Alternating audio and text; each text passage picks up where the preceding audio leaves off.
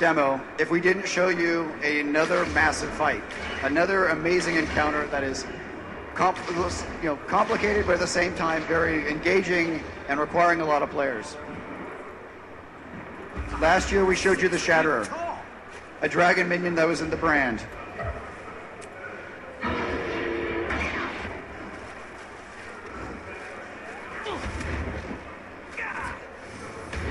But this year, as soon as Matt gets out of combat, we'll show you another one.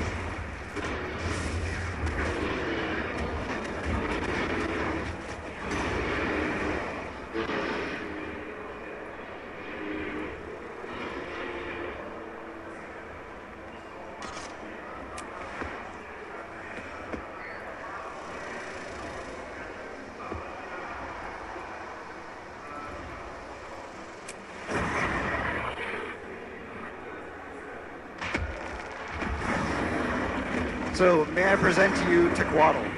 This is a undead dragon, another minion of Zhaitan, and by the way, this is one of our small dragons. Zhaitan is much, much bigger.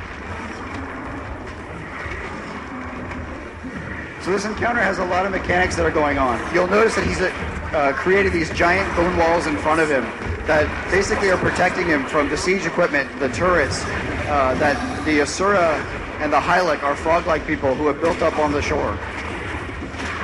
Players need to burn down the bone walls so they can attack.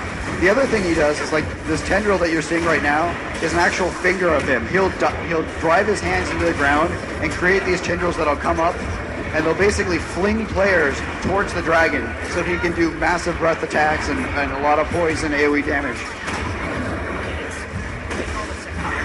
And like I said, in the back here you can see there are two types of turrets. We have the Asura lightning turrets, which do a good amount of damage that also bounces between targets, and the Hylic poison turrets, which will just do a good ground-based targeting damage.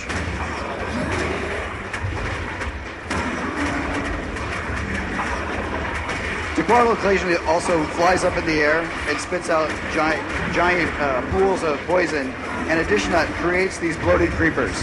These are large abominations that basically will walk towards players, and if they hit them, they will explode and do a ton of poison damage in a large area. This fight is about control, getting the creepers away from other players and being able to control where the actual damage is going to be.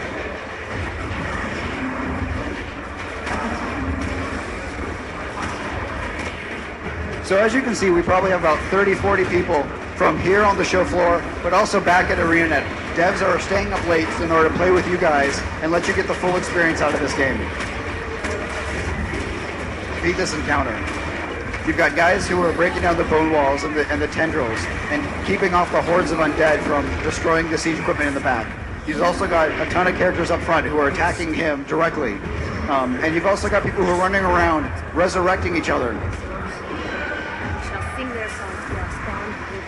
And here you've seen that the players here were able to band together and take this guy down. And what's a giant encounter without some loot? So everybody who participated in this encounter, whether it's just a little bit or was there for the entire thing, is going to get something out of this chest. The more you participate, the more we're going to give you, the more we're going to reward you. So there isn't anything about competing for loot, competing for prizes. This is everything that everybody gets. They're going to each get something that they can either use or they can sell or trade to other players.